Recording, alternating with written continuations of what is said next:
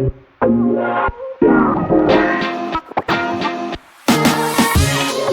back to Lawyer Mom Diaries. I'm Lalaine. And I'm Michelle. Right now, Attorney Lalaine, the Senate and the House of Representatives are holding a very timely hearing called Philippines Underwater, digging into billions of pesos that, let's be honest, don't seem to be keeping us dry. And it's not just about engineering or budget. There raises bigger questions. Why are these projects failing? Who's accountable? And how does this connect to the bigger issue of political dynasties, the extravagant lifestyle of contractors and public officials, and the trending topic we now call the Nepo babies? So today, let's be serious. Let's talk about the law, the politics, and the current issue.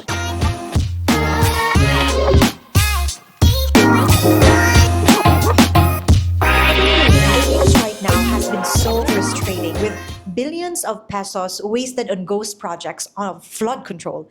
The Senate hearing just the other day exposed how the senators questioned the various contractors and the DPWH. And we got so frustrated on hearing these government officials and at the same time these contractors. Have you watched the probe? Yes, I've watched and listened to all these Senate hearings and legislative inquiries.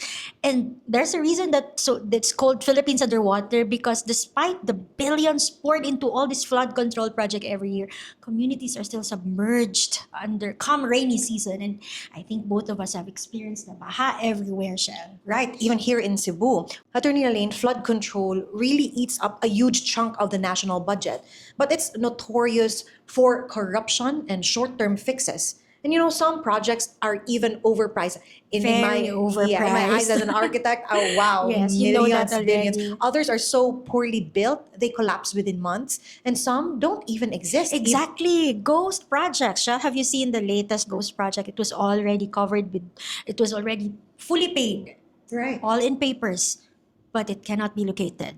And here's the reality: people aren't angry out of envy for those luxurious lifestyle, but we're angry because it's totally unfair. If public funds are being mismanaged, taxpayers have every right to ask, why are some families, and I think I saw like a Grab driver submerged into the flood, but some families are living like royalty Right. while the rest of the country is literally underwater. I think that's why we have these legislative inquiries right now. And this matters because they're not just about the drainage, they're not just about the failed flood control, but they're about integrity and leadership. Meanwhile, Attorney Lane, ordinary citizens are losing homes and their livelihoods, while officials and their families are cozy in their mansions, on higher ground, those in subdivisions, in villas, With private charter. right, with 40 luxury cars. Yes. And naturally, people start connecting the dots. Nepotism, bad governance, corruption, and zero accountability. Which is why, attorney, for me, these hearings really have to lead somewhere. Otherwise, they're just gonna be for another show. Exactly. We've seen so many legislative inquiries, but reduced to just mere sound bites with no tangible results. This must not just become another Senate spectacle for our senators to show off in aid of legislation. In fact, Shal, what I was watching yesterday, it was like cringeworthy when senators grandstand with questions despite their own history of being charged with plunder or large scale corruption. And not to mention their close ties with contractors, named contractors of DPWH. What Filipinos deserve is a genuine follow through, not a showcase of senators, House of Representatives, which are biased for me, which are not even does not even have the integrity to make a thorough and clean investigation. Because what Filipinos deserve is a genuine follow through, accountability, thorough investigation, and in fact, filing of cases, because these are already blatant evidence all over the internet. Without that, our people will remain underwater and literally and figuratively underwater, while those responsible for all these flooding and massive billions of corruption continue to walk free. Right. And I just hope that these hearings are not just about fixing drainage, but they're about, or they should be about, fixing a system that enables corruption. Because while billions are allocated, Philippines, as I agree with you, remain underwater. Filipinos. And unless accountability is real, not just theater, nothing really changes, attorney. I agree. And speaking of accountability, just a few days ago, Reddit exploded with the trending topic of Nepo babies. Yes, I've had like an overnight searching for all these posts. Right, but not the Hollywood kind, but our Yes. very own Unfortunately. surprisingly very unfortunate. We're talking about kids and relatives of public officials and the so-called favorite DPWH contractors, especially those linked to flood control.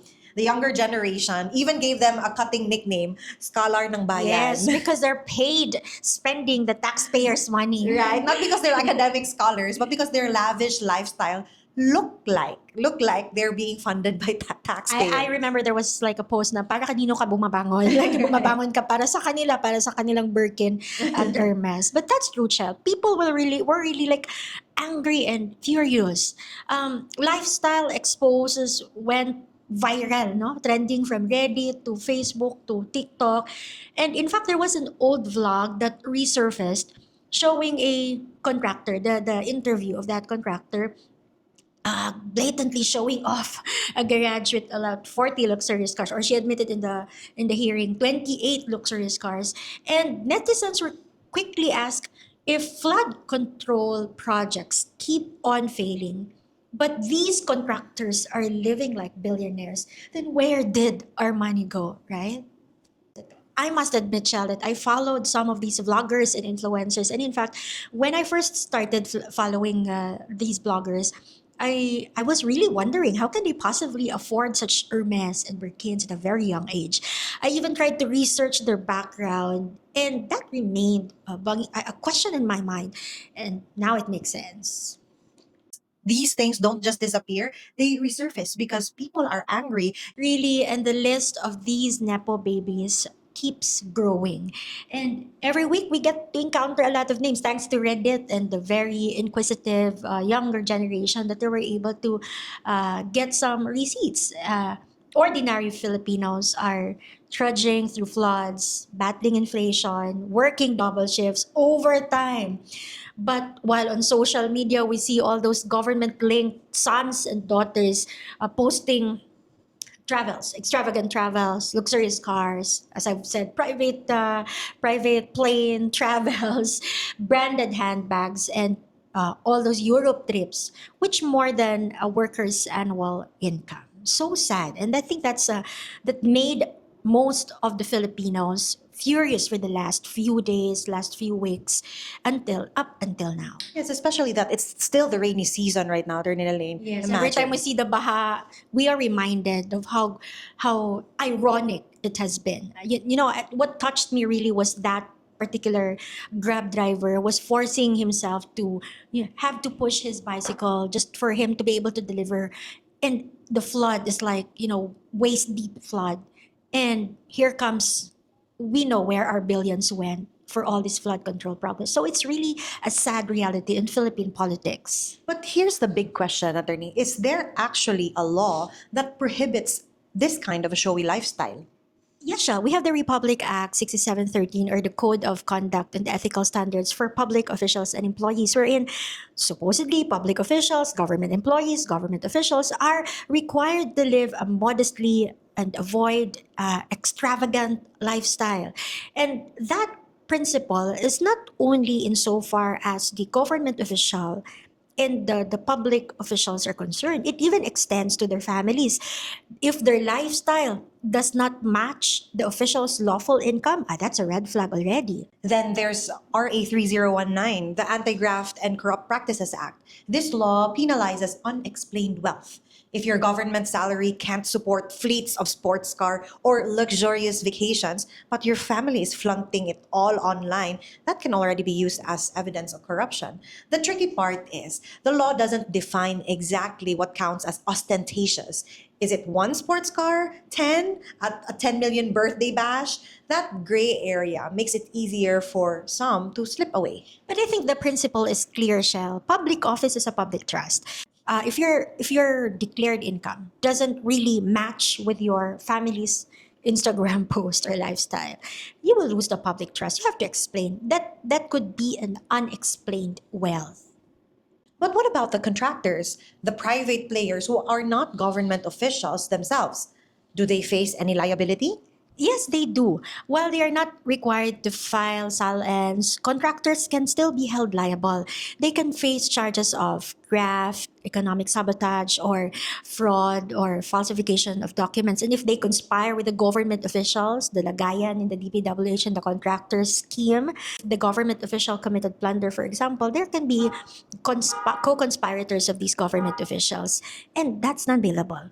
And on top of that, they can be blacklisted from future government projects. And I think just a few minutes ago or a few hours ago, there were lists already, or the 9 companies under that controversial contractor was already stripped off of their license in the PCAB. So we have law in place, and we have also Republic Act 1379, which will allow the government to forfeit in favor of the states any property found to have been unlawfully acquired by the government officials or the government employees. And take note that the property unlawfully acquired does not require that it has to be under the name of the government official himself. It could include properties being concealed and recorded in the name of spouse, their any relatives, ascendants, descendants, all their related corporations, or any other person. So there, the government has all the right to forfeit if found to be that these properties are unlawfully acquired. So there is still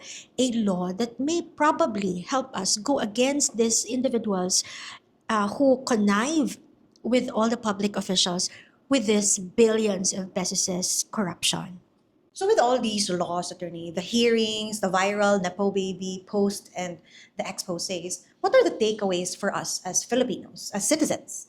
For me, Shell, what caught my attention is that lifestyle checks have gone digital. Few years back, during the time of the previous administration, when the media was so active, journalism, there's this investigative journalism that really would focus in revealing the plunder activities of government officials. Before, we used to think that lifestyle checks are conducted quietly only by government auditors, and we have those private media personalities that do investigative journalism. But today, social media has democratized that process, and I think that's one of the biggest takeaway. Well, it has undeniably, we have been the breeding of fake news is what we have witnessed in the last few years back, especially. It has also evolved as an instrument of public accountability. We've seen already in Reddit and TikTok, ordinary citizens screenshots, videos, uh, archived videos, the one that we've mentioned 12 years ago, and even old receipts have taken the role already of watchdogs. So we've seen the active role of younger generation in social media. That's right. Imagine, attorney, netizens will dig up your old vlogs, Yes. your children's flashy posts, or those photos from extravagant parties. And in a matter of hours, minutes, this material really goes viral.